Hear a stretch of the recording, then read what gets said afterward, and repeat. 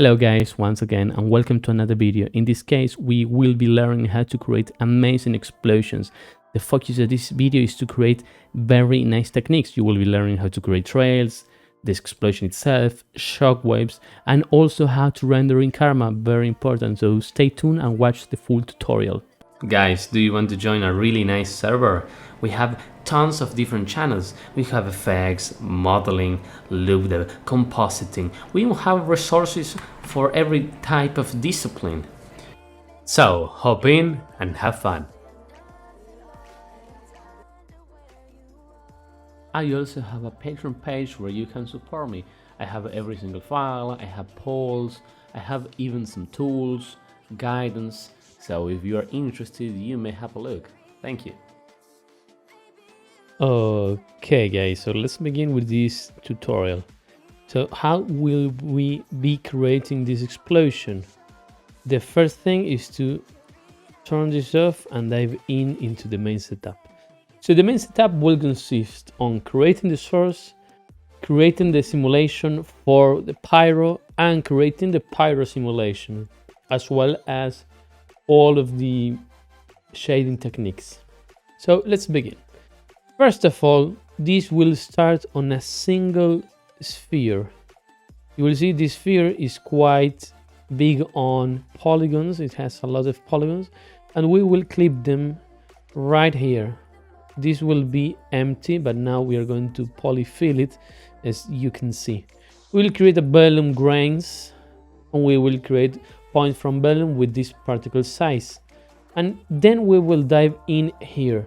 You will see I have a couple of things which will be our main velocities, which we can see right here. So basically all the velocities are going upwards and a little bit of noise into the sides. So what's inside here? Let's hop in. You will see there are a bunch of things, but we will go piece by piece. First of all, what I'm doing here to summarize it is to add a lot of vectors, so a lot of directions, to a multiplier, and this multiplier is going to say, hey, how strong do you want this velocity to be? So at first glance we have this is our first things. It's a simple noise, nothing else than a simple noise. Fit from -1 to 1, because I know this noise goes from -1 to 1, and delivered into a ramp. This ramp is going to act as a multiplier for a vector or different vectors. So this part of the issue is the following: this is the outflow noise, and this is the ramp I'm using to multiply what's going out from this ramp. So basically I'm getting something from 0 to 1, and then I'm multiplying this noise, right? So let's watch this instead, and let's have a look. This is this part of the code. Then I have this position. I know this is center, so if I go here, I'm going to have a vector going from 0 to this point. And I'm normalizing it, because the farther I am, the stronger the vector is. So I'm trying to make everything just as normalized as possible from the point 0. This is of course being multiplied by this mask. I'm using this as a mask. So not everywhere. I'm not getting the same direction everywhere. In fact, if I delete this one, we will see what I'm meaning. Basically everywhere there is red, it's maximum value, and everywhere there is blue, we are talking about the minimum velocity. Basically this is the first or the strongest part of this velocity creation, the mixture of this mask with the radial direction from the point 0. Of course, I do want to have more control, so what I'm doing here is to add more things. In this case, I'm using the relative bounding box. The relative bounding box is meant to be a way to determine where is 0 on the y-axis, where is 1 on the y-axis, where is 0 on the z-axis, which is this one, and where is 1 on the z-axis, and vice versa with all the different axes. That's why I'm using only the y position and then ramping the y position to fit which basically adds, hey, if you are here, you will have a determination of going X amount of value to the y-axis. So let's show this instead. What I'm doing here is to basically determine how much upwards you're going to be. I want the top part to be the strongest, the middle one to be not so much, so I can basically delete the velocities on the middle part, and I want the bottom to be strong. Why? Because I want the bottom to push over the insides of this sphere. That's what I was at least trying to guess, right? And of course I can increase these velocities by a lot. We won't see here because this is normalized, but if we go into the velocities, you will see this should go, yeah, basically this is going a lot stronger. This is the multiplication of all the velocities, and this is the multiplication of just this part of the equation. And then I'm using this principal mask and exporting it as a mask on its own. So if I watch this with an add, and I delete all the points right here, I should also attribute delete the detail, which is spheres, and I can middle mouse click and go into mask. I will see the mask I'm talking about. Of course, if I move this frequency, this mask is going to change. Then I'm creating an attribute resist. This attribute a resist will change or determine how they're going to move in the simulation. The less resistance, the farther they will move. This will create a variation. And the air resist is, I believe, this one. Yeah, it's this one. Basically, this part will move farther out than this part, which is going to have more resistance. It's to add variation, nothing else. I ramp this from, well, basically there are bigger parts which are violet and less than are red. Then I'm going here. This is easy. Each point will have a determination of having the velocity multiplied by 1. Firstly, if I want to change it to go further, we can change this. But on the x and z axis, basically multiplying by a value bigger than 1, so it's going to spread a little bit more. But just a few of the particles you will see here. Also, what I'm doing is to determine that the air resistance is going to be equals to 0. So these particles will definitely move farther out. And the group strand, because I'm trying to call this, or I want to split these values with a group, is going to be equals to 1. You will see we can split it from out shards, or in this case should be out strands, and the main mass. So let's go into our source generation. Basically, I decided to have some attributes which are going to be useful for our Pyro sims before doing the Vellum simulation. In this case, I'm using temperature, density, burn, and burn initial. The burn initial is an attribute I'm going to use just so I can have some offset in some burn equations. You will see it will come into mind later on in the video. Then I'm also using a point velocity, so I can have different types of velocities than just what I did before. So this can be a little bit more random. And I'm having some glue constraints, which basically I'm using the mask. Everywhere where the mask is bigger than 0.3, I'm going to have these types of connections based on points and points with glue. And we'll see some pieces will stay connected. This will come in handy later on in these sources. You will see then, and you'll see adding an personalized ID attribute, which is matching my PT number. I'm plugging these both things into the Vellum solver, and you will see they will just explode, basically. It's just a simple explosion, nothing else. And this is for the trails. This is for the explosion 1 and this is for the explosion 2. Both things work pretty much the same. Same temperature, density, burn initial, nothing else. And this wrangle is exactly the same. But as we have more points, the constraints will be more aggressive. You will see here, I didn't change anything. It will just be a little bit more clamped.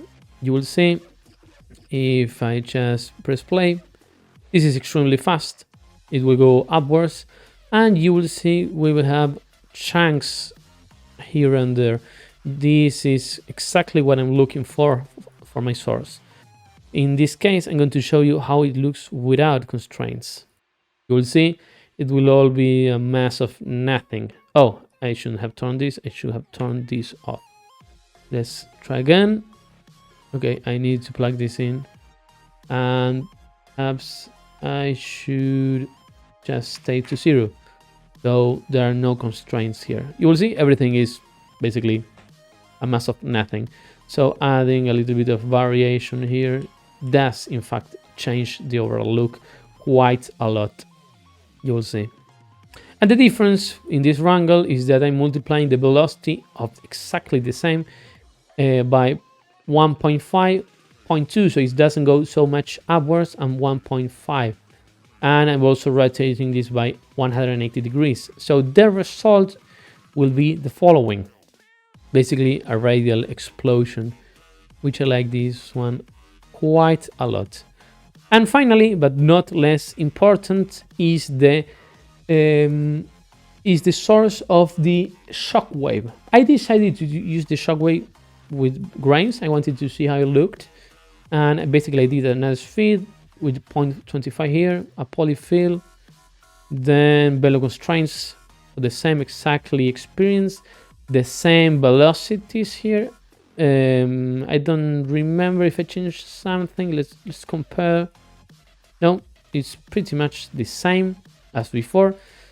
A resistance as always, and here, yeah, what it is here is to multiply the velocity by 1, by 0.0125, by 1, and by 12, because I really want this explosion to, well, expand really fast. So let's see how it looks.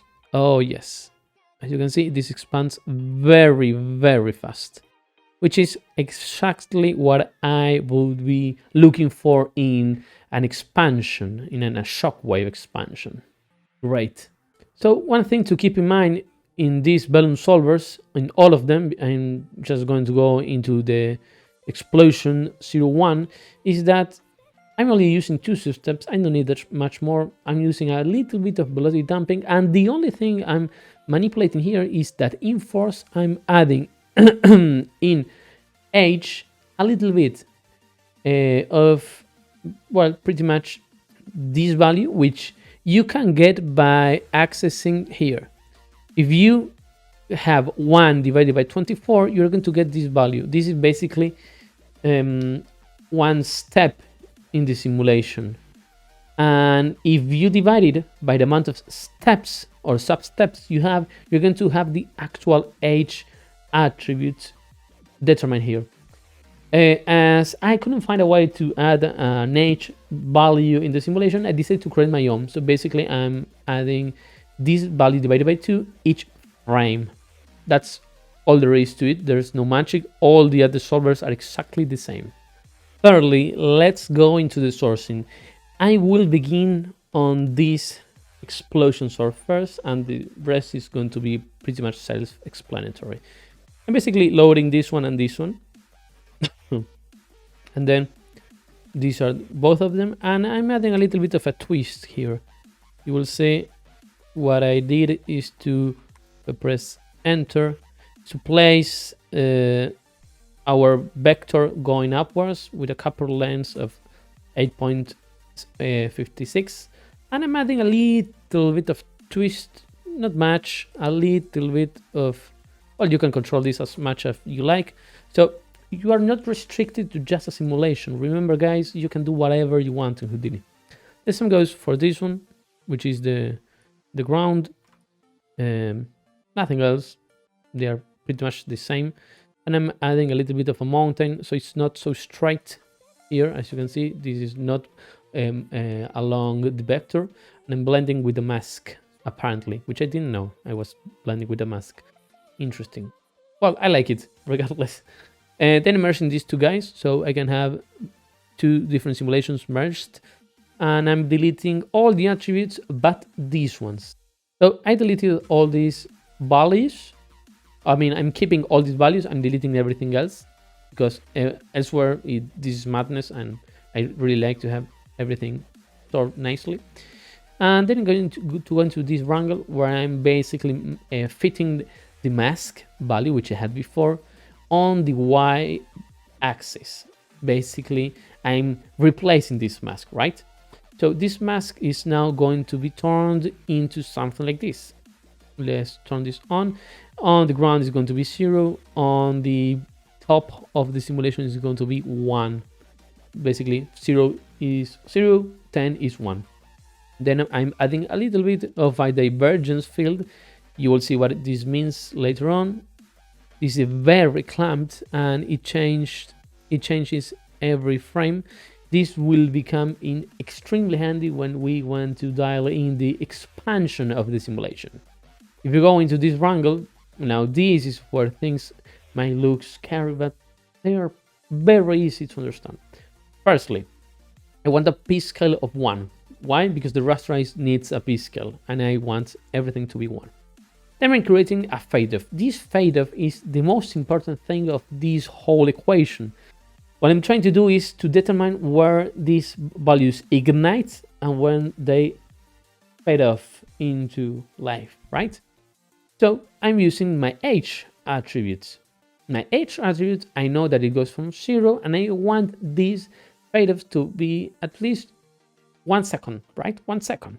And a little bit of randomization from 0 to 1. So it could happen that one particle has 2 seconds multiplied by 0.5 of extra life or less life. So this can go from 1 to 1.5, or instead it could go from 1 to 0.5, because of course, oh no, yeah, so it's only going to be able to go from 1 to 1.5, so it's going to have a little range there of variation.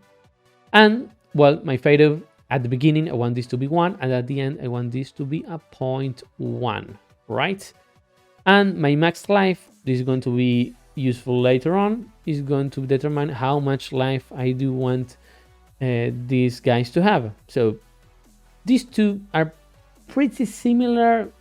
I could even just have basically these ramps without a fade-off multiplier right here, but I want to separate things because, well, I liked how it looked, but you don't need to have everything.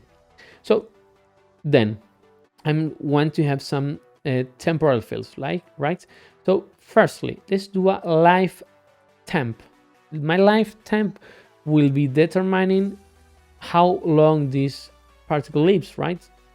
So in this case, I'm going to then dial this to the temperature.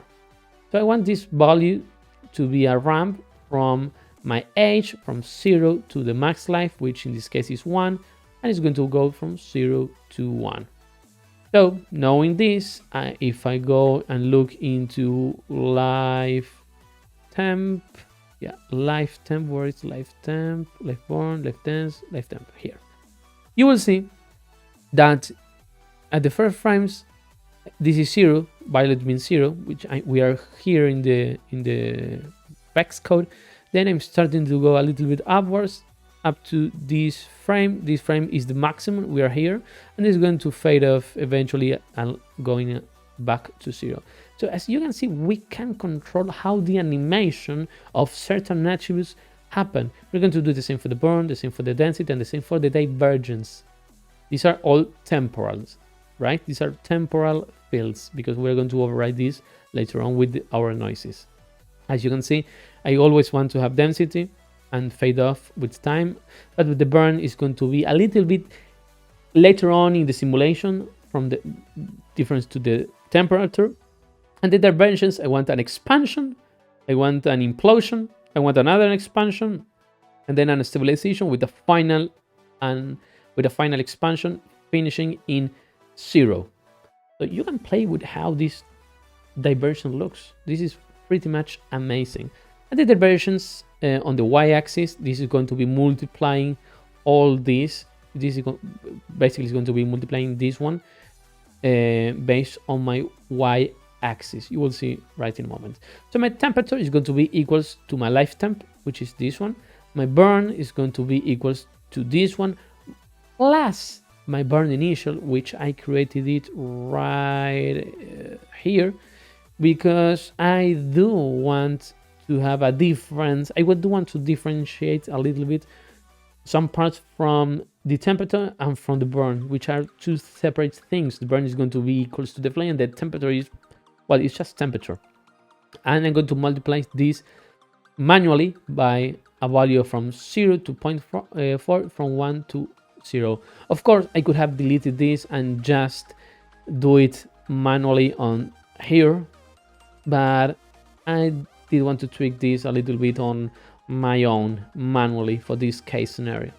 And then I'm using the density, and I'm multiplying it by a fade off. This fade off is we have the life density, which looks something like this. Basically everywhere is 1 until it starts to decrease right here. But if I do look at the density, which is here, you will see this looks much nicer. Why? Because this fade off is basically saying, hey, what's your age, and add a randomization based on your PT number. And as you can see, this temperature, this burn, and this density have something which is brought from our sources. I did have some noises to begin with. I'm just multiplying these noises by these ramps and this fade off. If I change this for 1, it's just a different setting. There's nothing else happening, because of course I could just have one or the other. I decided to use both. It's pretty much the same, just a little bit harsher. And the diversions is exactly the same, but I'm adding this new ramp, which is the later one. I'm basically trying to do, hey, if you are near the 0 axis, I'm going to show you. I'm going to just show you the diversion, how this looks. Divergence, well, you will see right here. We have a chunk of divergence. This, remember, is brought from the noise we did right here on the, where it is, here on the divergence. And basically I'm saying, hey, if you are near the 0, have more diversions, and I can do a ramp from this attribute, because I want explosion or the expansion to be at the bottom, not at the top. This is very important. You need to have control over these settings, and I decided this was the best workflow, and that's how I did. Then point velocity, because, you know, a little bit more variation, so it's not so linear. And I did a trail. In this case, this trail is important to have, well, more steps. And this volume rasterization looks like this. All these values, density, burn, temperature, velocity, and divergence. Only want to visualize the density. I'm multiplying this particle scale by the coverage scale divided by 4, so I can have a relationship between both of them. And this is the scale of the particles. Then I'm sourcing this back again, and this is how it looks. Very nice. Well, the other sources are pretty much the same. The shockwave, I'm deleting all the attributes. I'm transforming this. This is just an animation. This is really literally just an animation, which I'm helping it to become a little bit bigger. I believe I didn't do anything at the end. Let me check. Yeah, I did do something, which I don't know what's changing here. Interesting. So this animation is not doing anything. The only thing I did is to increase the uniform scale. So it's just a little bit bigger everywhere. Nothing else. Because you could eventually animate this over time, right? So you can animate this. So this is basically just a simple transformation. On this wrangle, what I did is to have a mask, and this mask is dependent again on the y-axis, but of course this is not going to do much here. Then I do have divergence, because, well, this is just a copy and paste from this main file, right? This wrangle is going to be exactly the same, but I deleted the diversion, the burn, and the temperature. I'm only having the velocity. Oh, very important, because I forgot it here. I'm adding the multiplication of the velocity. So at the end, it just stops the velocity with a fade off, which is very nice. And what else? When here, I'm removing this very key here. I'm removing all the velocities length less than 30. And this will occasionate or cause everything that's radial will be deleted, and when they stop, everything stops. So look how nice this is looking. This is very nice. I'm adding a point velocity, some trails. I'm adding them here based on the IDD, which I have right here, and then I'm resampling this so I can have more points, and then a little bit of a mountain, so not everything is so straight, and rasterizing this with the same method.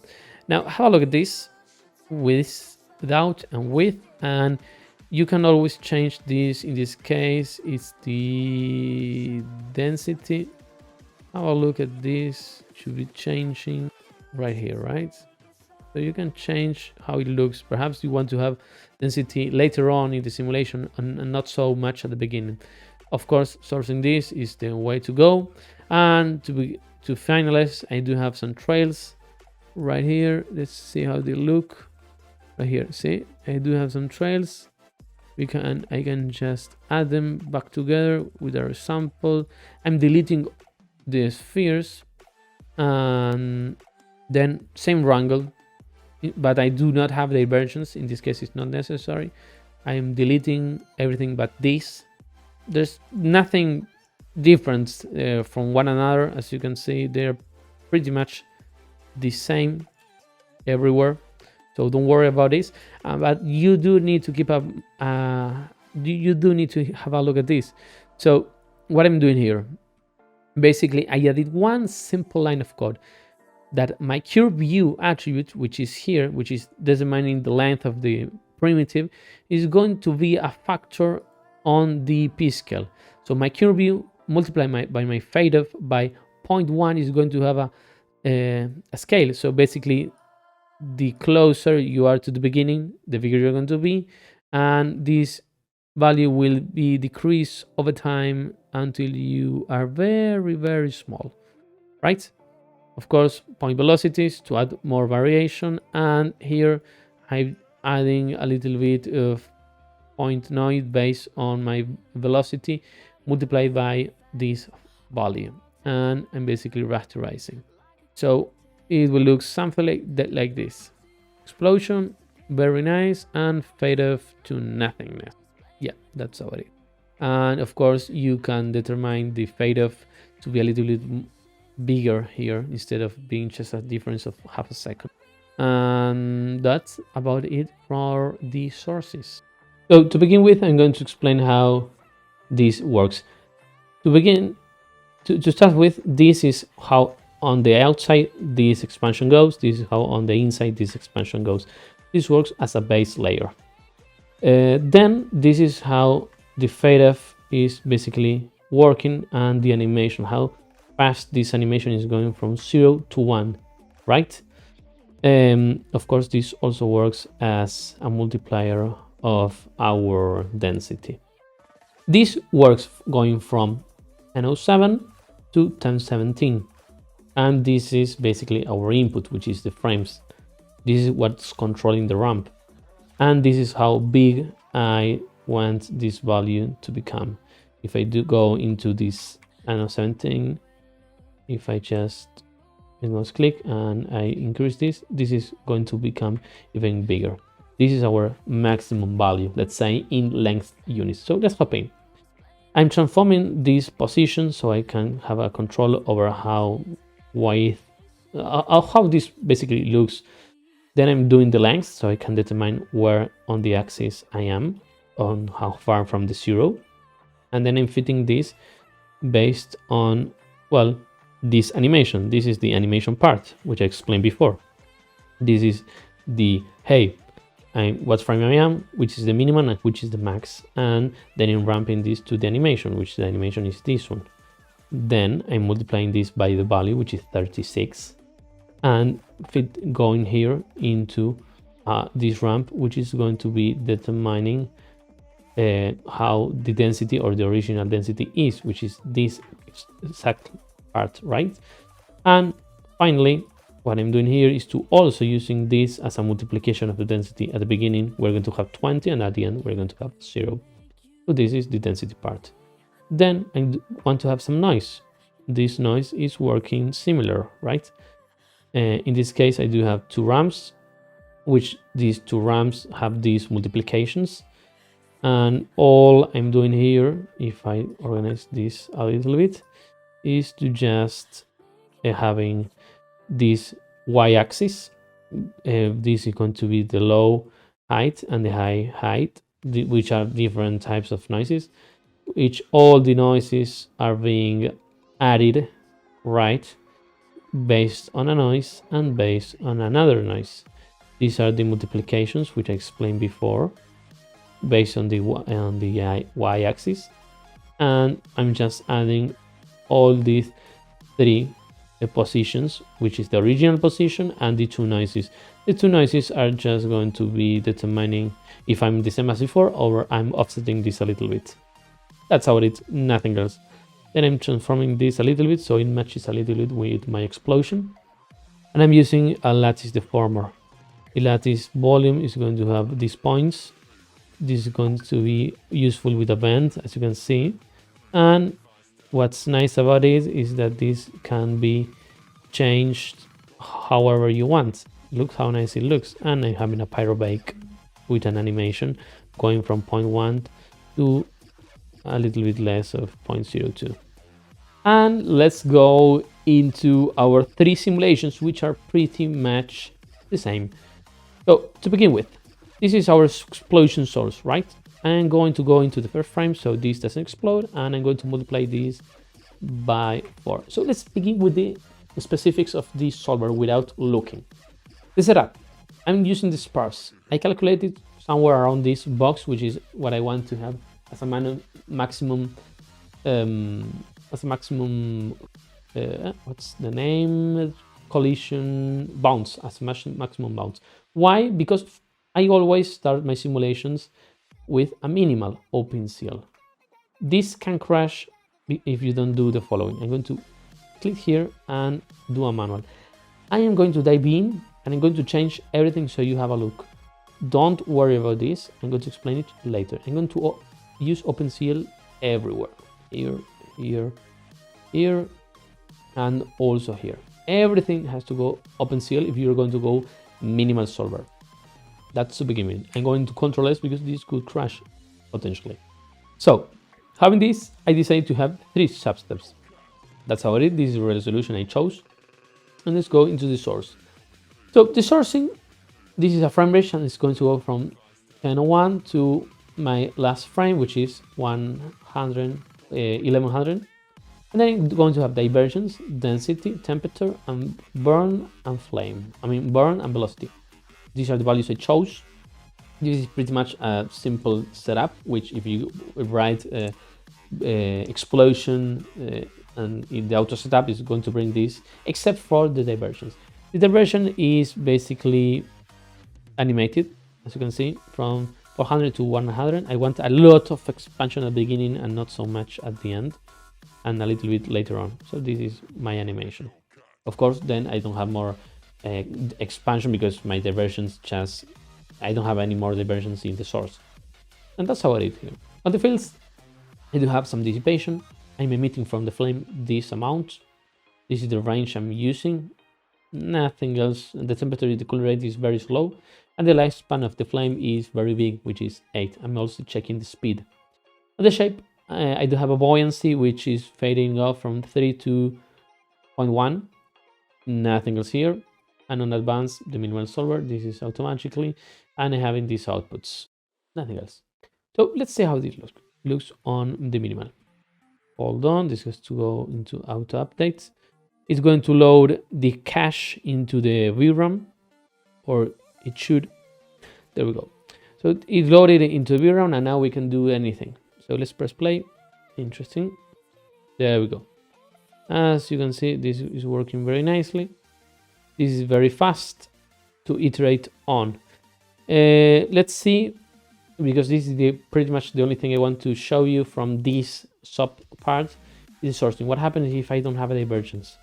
It's very stationary, right? It looks nice, but I want to have that expansion.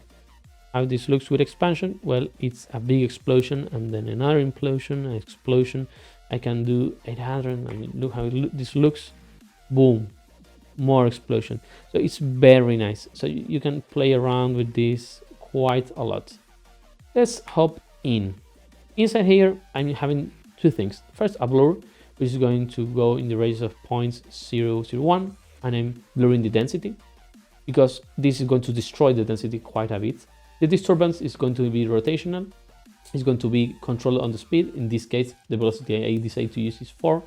And the settings are basically strengths being multiplied by a control, which I added this value with edit parameter and drag the float here.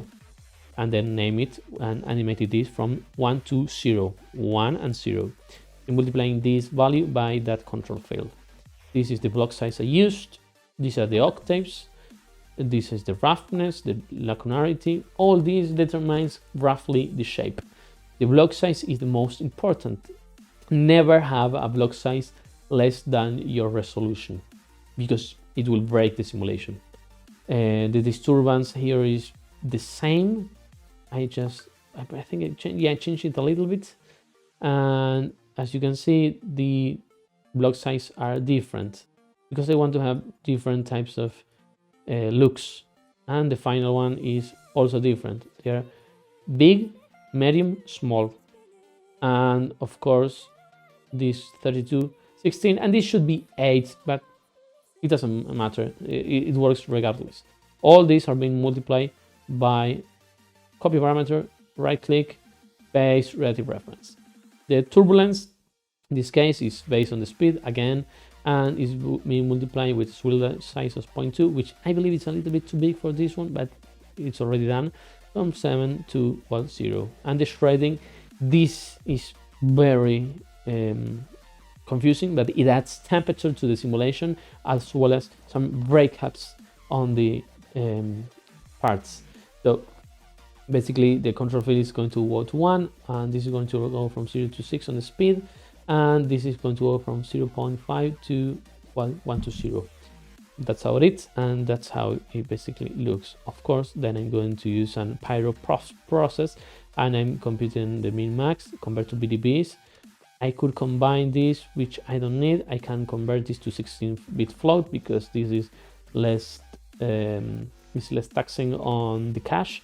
I'm calling the velocity, so everywhere I do have density, I'm calling this velocity, and I'm resampling the velocity 2 times, so it's basically 8 times less heavy, because in a volume resolution, when you divide your resolution by 2, you also divide your weight by 8 due to the third dimension properties. I'm caching this on a BDB, and I'm having this is for velocity, and this is the main explosion, which, well, basically has this look, which is very, very nice, right?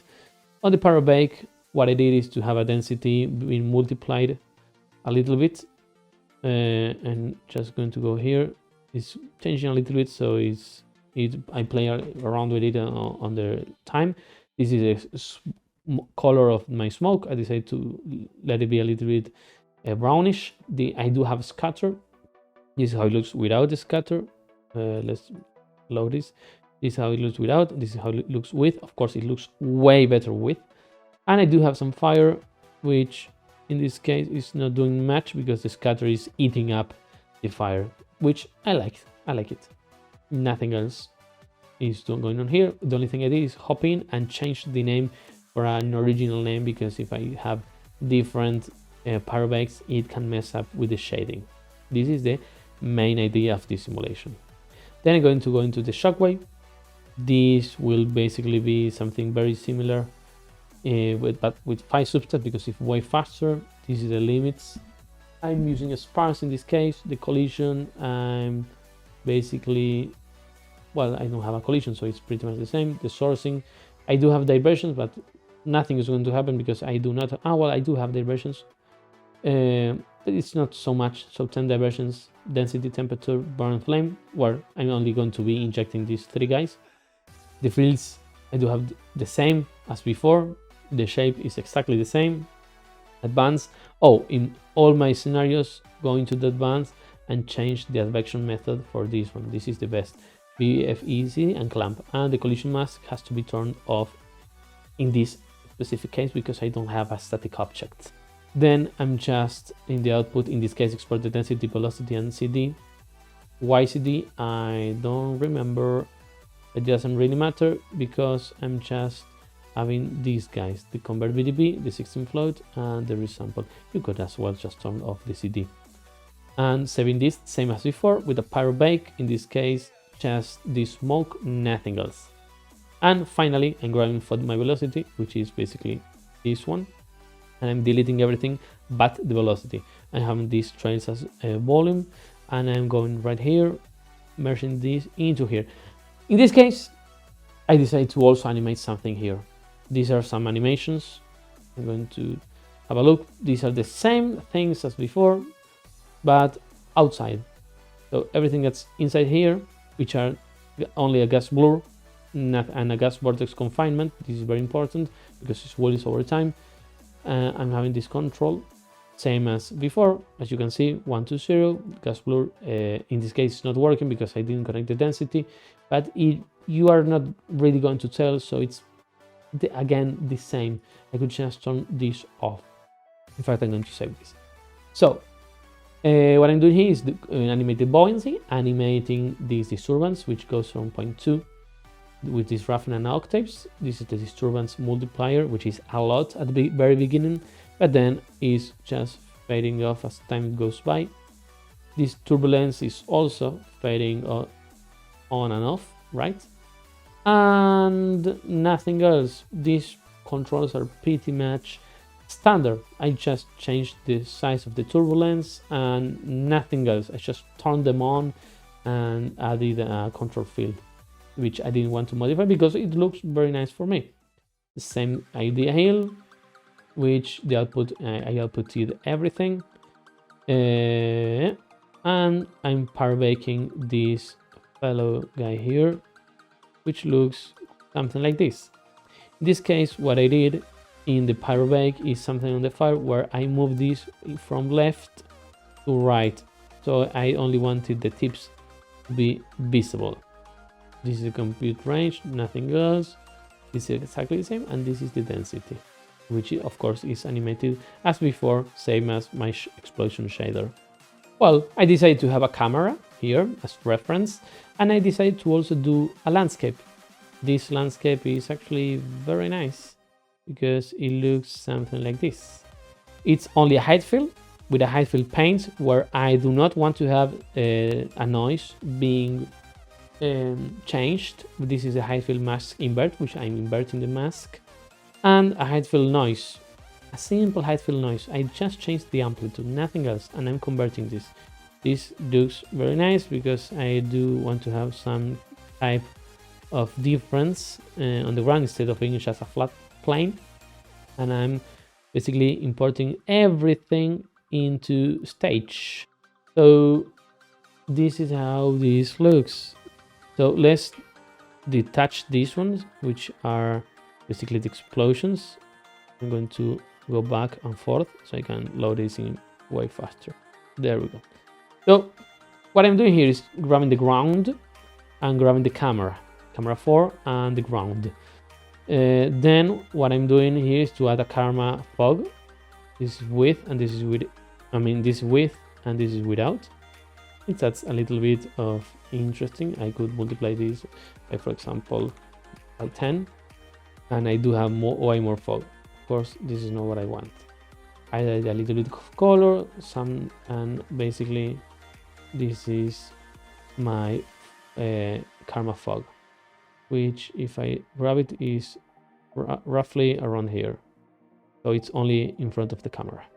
So let's go back into the materials.